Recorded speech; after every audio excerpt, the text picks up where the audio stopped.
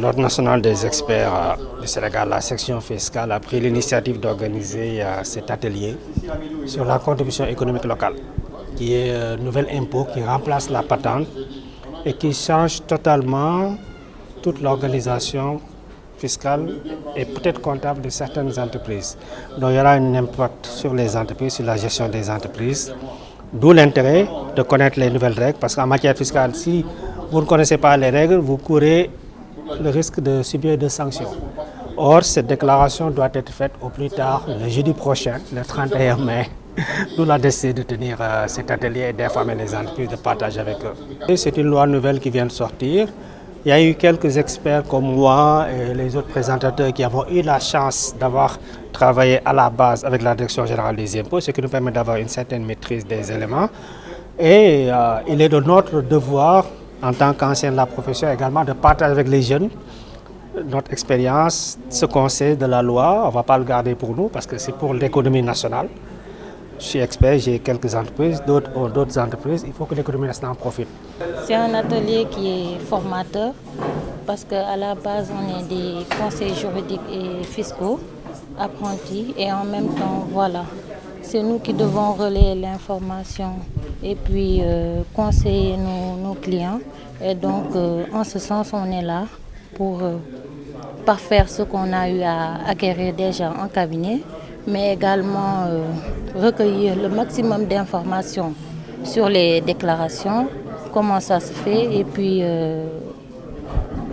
faire les déclarations comme il se doit pour nos contribuables.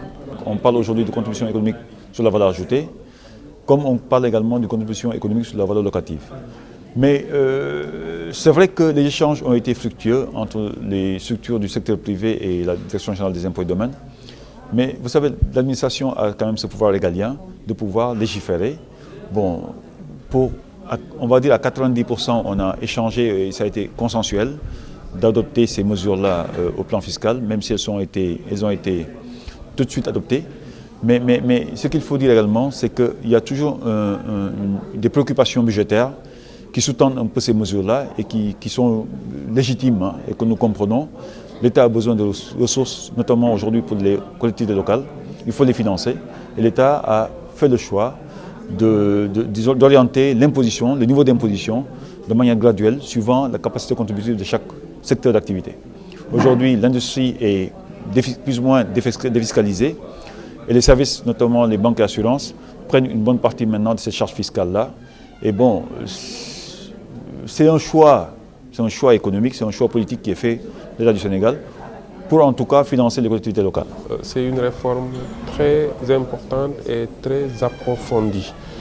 Donc on passe d'un système qui a été beaucoup décrié, la patente, par surtout les industriels, à un système qui essaie de prendre en compte d'autres critères qui faisaient que les industriels ont beaucoup râlé par rapport à ce type d'imposition qui visait l'outillage et le matériel industriel. Donc pour les industriels, c'est sûr que ça va être quelque chose d'extrêmement intéressant parce que le niveau de la CEL, donc de la nouvelle imposition, doit être pour les industriels beaucoup plus bas que la patente classique. Donc voilà un peu l'intérêt, mais malheureusement, certains secteurs vont souffrir d'une certaine hausse. C'est le cas des banques et des compagnies d'assurance, compagnies d'assurance dans laquelle moi j'évolue. Donc les projections qu'on a fait, les calculs, c'est de l'ordre de 300 à 400% d'augmentation. Ça, c'est un problème.